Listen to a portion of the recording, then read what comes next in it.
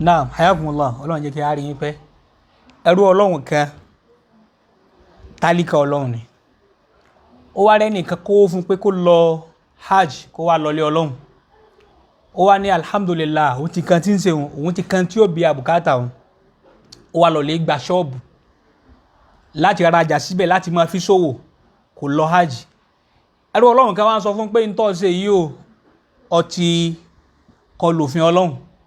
Ẹni tó fún ọ lówó pé kó lọlé Ọlọ́run, àníyàn hajj ló dà sówó tó kó fún ọ. Ó wá lọ fi gba ṣọ́ọ̀bù, ọ ń lè fi ta ọjà. Irú ẹni bẹ́ẹ̀, kí ni ìdájọ́ ẹ̀? Ǹjẹ́ ó jẹ́ kọjá lọ Ọlọ́run lóòótọ́ sáà lè pé ń kèfèrí? Hayakumullahu ta'ala. Alhamdulillah rabbil alamin. Ọlọ́run ó ṣàánú wa. Àkọ́kọ́ ń bẹ ni pé a lè pè ní kèfèrí. Ó ti yé bá wọn. Máa sọ̀rọ̀ ìpèpè Ànábì Ibrahim wípé nígbà tí ń pèpè pé ayyuhan nas inna Allaha farada alaykumul hajja fahujju. Èèyàn Ọlọ́run kọ hajj ó sọ di ọ̀ranyàn fún yín o. Ó ti yé, ẹ máa ṣe hajj o, ẹ wá sí ilé Ọlọ́run. Gbà tó Ọlọ́run sọ nínú al-Qur'ani walillahi ala nnasi hajjul bayti wa man istata'a ilayhi sabila. Ẹni ó bá ní istita'a tó lágbára àti lọ. Ẹni yẹn rí pé òun ò lágbára àti lọ. Torí istita'atun maliyya, istita'atun istita'atun jismiyya. Ó ti yé, istita'atun aqliyya. Ó ti yé bá wà àwọn istita'ati tí Ọlọ́run ń sọ ìlàkàyè gbọ́dọ̀ pé ẹni tí ó bá ní làkàyè kò ní istita'atul hajj. Torí òfin Ọlọ́run al-bulugh al-islam gbogbo àwọn istita'a nìyẹn. So kó tó wá kan kudra maliya, owó tí ó fi lọ, àti kudra sihiyya, àlàáfíà. Torí bẹ́ẹ̀ bá lówó náà tí ó bá sálàáfíà kò ní istita'a àti lọ́lé man istata'a ilayhi sabila. Kì í jẹ́ pé nìkan wà ní kún ó gbé òun, ẹ sáà máa fọwọ́ kọ́ òun, ẹ gbé òun kọ́kọ́ lọ́rùn kún wọn sá débẹ̀, ẹ bá débẹ̀ kọ́ ẹ jù òun síbẹ̀, kò ní rí sẹ́sẹ̀, yóò kàn lè sùn sọ́hun ni. Àfi tó bá já sí wípé ńgbà tó débẹ̀ ni àìlálàáfíà tó wá bá lálejò. Àti tó yẹ pé láti ilé ni àìlálàáfíà ò ti sí, ẹ lè gbìyànjú kó lọ hospital ẹni tó rí pé kó lè bá ṣe hajj. So to get, so Islam kọ́ ni èyí, torí Islam kọ́kọ́ wà after àlàáfíà wa qabla al-ibada. Àkọ́kọ́ tí Islam kọ́kọ́ wà after láyé, ó wà after àlàáfíà qabla al-ibada. Torí pé àlàáfíà ni a fi ṣe ìbádà. Tálàáfíà bá wá sí, àìsí àlàáfíà àwọn yóò máa kọ̀ zọ́ra àwọn nǹkan kan nínú àwọn ìbádàtì. Tọ́lọ́run gan máa fojú fo wípé èní wo bẹ̀ bí bóyá kò ráwẹ̀ gbà. Ó ti yé báwọn, bóyá kò rí Mákà lọ, bóyá ṣe mọ́rún kan yẹn. Naam, ẹni tí wọ́n fún ní owó pé kó lọ hajj, wọ́n á rí pé àwọn ọmọ wọn ò lọ léèwé, wọ́n lé wọn kó léèwé, òun àrùn jẹjẹ àní nǹkan kan, owó náà sì kó fún mi yìí. Kí n lè fowó ìgbà ṣọ́ọ̀bù, kémi náà máa tajà, bóyá ọdún tí ń bọ̀ wá Ọlọ́run lé ní kálùbáríkà ọwọ́ tèmi náà ó fi lọ, kò sí aburú kankan bẹ́ẹ̀. Àmọ́ èyí tí tèmi lákìyèsí ń bẹ òun ni pé àwọn tí wọ́n fẹ́ máa rán yàn ní Mákà, ó ti yé báwọn, àwọn ni wọ́n kó nǹkan yẹn lákòyàwó láti lẹ̀. Báwo ni wọ́n ṣe kóyàwó ni wípé wọ́n lágbàtán là gba ọ̀lẹ̀ bí yàn bá daṣọ fọ́lẹ̀ yẹn apá ní àrùn ni. Ẹni bá fẹ́ rán yàn Mákà, pàápàá jùlọ lásìkò tá a wà yìí, lásìkò tí gbogbo nǹkan lágbára yìí, ọ̀ọ́lọ́ lè sanwó ń tọ̀hún ni. Torí kò gbọ́dọ̀ fojú rí àgbákòlówó kéèyàn fojú rí fún rẹ̀ 8 million kìíní kan 9 million. Wọ́n ní tọ́ 9 million yìí gbà yàlágbájá Mákà ni ẹ fi lọ.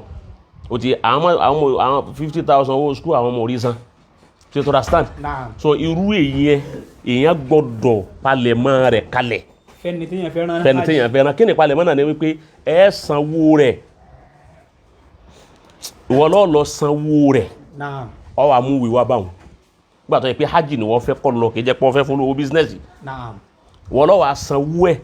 Tó bá ti sanwó rẹ̀ ni, ó wá kó ìwé wá fún òun pé tọ́ ìwé Mákà yìí ni mo sọ̀rọ̀ Mákà. Ẹni yóò tún bá lójijì gan tí inú rẹ̀ ó tún dùn ní àdùnyàtọ̀, yóò fẹ́ lè ṣe ìpè fún yẹn pé lémi náà. Ó ti yẹ wọn. Àmọ́ kó owó lé lọ́wọ́. Kọ́sìm. Irú ẹ̀ ni ọ̀kan nínú àwọn èèyàn ọmọ mi kan sọ ojú ọ̀nà pé bẹ́ẹ̀ bá fún mi 8 million Mákà nísìnyí. Ó ti yẹ báwọn. Ní ti lọ Mákà o. Torí mo ní àwọn bùkátà tí mo fẹ́ gbọ́ nígbèsè ayé mi báyìí ná tó pọ̀.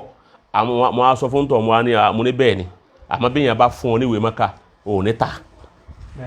ó ti yé báwọn èyí òun ni ọ̀dà àyíta ìwé Mákà kódà pé ìwé Mákà ni ọlọ́mọ́ká pàǹtọ̀ ẹni jọba rọ wára o ó ti yé èyí òun ọ̀dà ẹni tó bá fún Mákà tó bá tà èyí òun ọ̀dà ó ti yé báwọn nínú kọ́jẹ kọ́ lọ àbí kóun náà bá lè fún yàn kẹ́niyẹn lọ àmọ́ tó bá kó fún yẹn ni wọ́n kó fún tó wá lè ké bùkátà òun tí ń ṣe òun ètí kàrán Mákà tó wá lè gbogbo àwọn ọkọ̀ lẹ́sẹ̀ kankan ó fi bí ya bùkátà ọlọ́run ètí pé tẹ́lẹ̀ ìsìtọ́ ọlọ́run ètí dé fún tẹ́lẹ̀ Allahu Akbar tó tọ́ra sáà bí eléyìí ti bó ti rí nìyẹn. Ayakumullah mi bá bí ìyẹn náà sà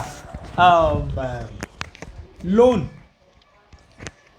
ìtìrọ́ọ̀dù kéèyàn gba loan lápèjúwe ẹni tó wà níbi iṣẹ́ tí ń ṣiṣẹ́ àbí lápèjúwe táìmù tí àwọn tí wọ́n lọ hajj yìí wọ́n ti sanwó hajj kalẹ̀ tẹ́lẹ̀ pàtó wá di táìmù kan àwọn nìkan mọ̀ sànwó kan tó bọ́ sí rush ẹni tó wà ń ṣiṣẹ́ níbi iṣẹ́ bóyá ó wá láǹfààní àti gbowó níbi iṣẹ́ pé jẹ́ ń gbayé báyìí níbi tí n ti ṣiṣẹ́ tí n bá dé màá máa dá a padà tàbí kó lọ́ọ̀dẹ̀ tó lóyà sí tóun náà lóyà sí tó wá ní ọ̀rẹ́ mi fún mi ní iye báyìí tí n bá darí hajj ń padà máa dá irú báyìí padà fún ọ. tí ń bẹ lọ́dà dé inú. tí ń bẹ lọ́dà dé inú. wípé èèyàn yáwó lọ yọmọ túmọ̀ wípé hajj ti lágbájá lọ o ọ yáwó lọ ni. lọ sí hajj. o ti bá wọn ọ̀rẹ́ náà lè wípé èmi mọ̀ ya lówó tí ì lọ Mákà. bẹ́ẹ̀.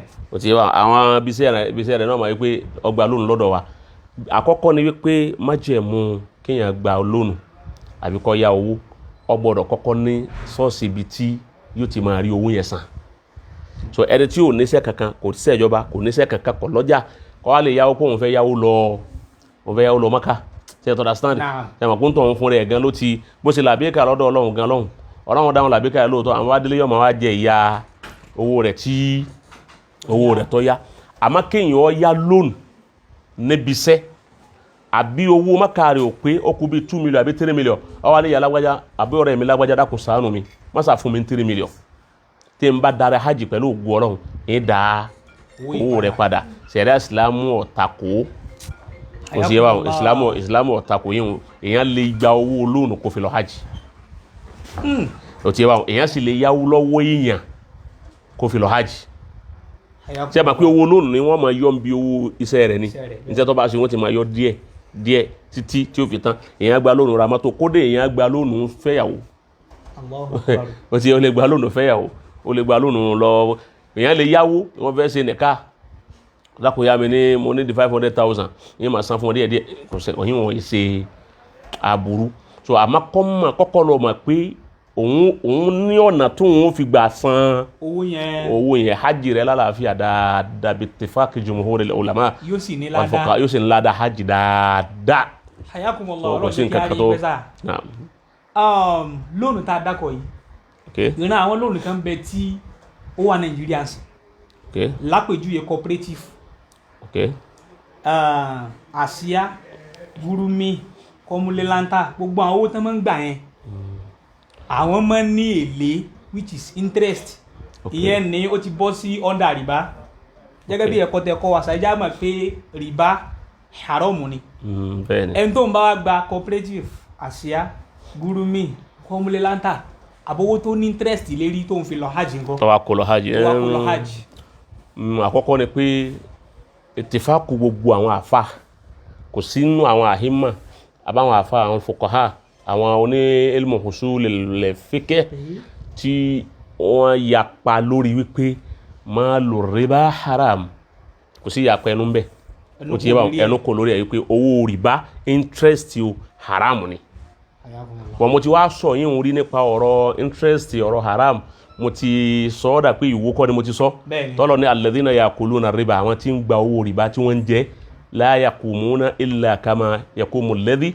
yatakhabbatu ash-shaytanu minal mazzi tó bá dàl kìyàmà tí wọ́n bá dìde wọ́n dìde bí ẹni tí ṣèyítánì ti fọwọ́ kàn lọ́pọlọ njẹ́ asígbélá kìyàmà gan níjọ́ gbéǹde àwọn kan yà wèrè gbogbo àwọn rìbá gbogbo ẹni tí ń bá gba owó interest tí ń gbowó èlé ẹni tí ń fúnyàn lówó interest àti ẹni tí ń gbà tó bá dàl kìyàmà pé wèrè ni wọ́n dìde Al-Qur'an ló sọ yín èmi kọ́ wọ́n má tún wá wíṣin lẹ́nu pé àtàyè ṣe sọ báyìí Al-Qur'an ló sọ bẹ́ẹ̀ so to understand but ká àti mọ̀ pé haram nù a sì fẹ́ lọ lè ṣe ọ̀ràn yẹn àtọ́lọ́hún a sì gbọ́dọ̀ fi haram ṣe ntọ́jẹ́ ti ọ̀nà ok ẹni wá gba owó wá jẹ́ owó èlé bóyá gbowó gúrúmì àbúgbowó nǹkan kan tó yẹ pé 10 million lọ́gbà 8 million lọ́gbà yóò fi san 10 million ni wọ́n ń gbé lọ sí hajj nílé Ọlọ́run. A sì mọ̀ pé èyí òun náà lọ sí pọ̀jù ní ayé ètò ní pápá jùlọ Nàìjíríà wa ti tòní. Tá a bá dá àwọn tó lọ hajj tá a bá dá wọn sí 100 a rí 98% tọ́já sí wípé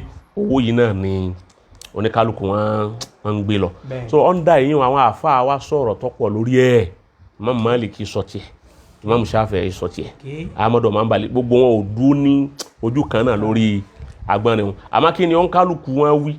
Kọ́sìm ẹnu mi kó ti gbọ́ yà pé ìyàwó balẹ̀ ní ọlájẹ́ ó ti yẹ bá èmi kì í sọ ti àwọn àfáà àgbẹ̀ tó ní bá tún sọ wọ́n tún máa gbé ike pé tọ̀ jákèmá tó dé o ó tó wí nǹkan báyìí ìwọ̀n sì ní jẹ́ ẹnìkan sọ lẹ́nu ó ti yẹ ní jẹ́ ẹnìkan sọ lẹ́nu. ẹ dákun mo mọ̀ pé kò sí ní tá a gbé déwájú yín tí ò ní ní solution. Eléyìí ò ní solution lọ́dọ̀ tèmi. Ntọ́pọ̀ jù lóde òní òun ni interest, òun ni loan, òun ni rìbá, òun lọ́pọ̀ jù láyé lónìí. Nígbà wa dájọ́ wípé àwọn tó gba owó lóòrùn lọ ó ti yé báyìí ni ó ti yé báwọn wọn ò ní wípé tọ̀ ó ti tún dé o ó ti yé Ọlọ́run ní ọ̀yẹ́jú èyí wọn kìí ṣe Kọ́sìm so ẹja fi yín wọn mọ níbi tí ibi àwọn àfáà sọ sí wọn kálukú náà mọ lè wá. Kí wá làwọn àfáà sọ? Èyí táwọn àfáà sọ wọn kálukú náà mọ lọ lè wá. Assalamu alaikum wa rahmatullahi wa barakatuh.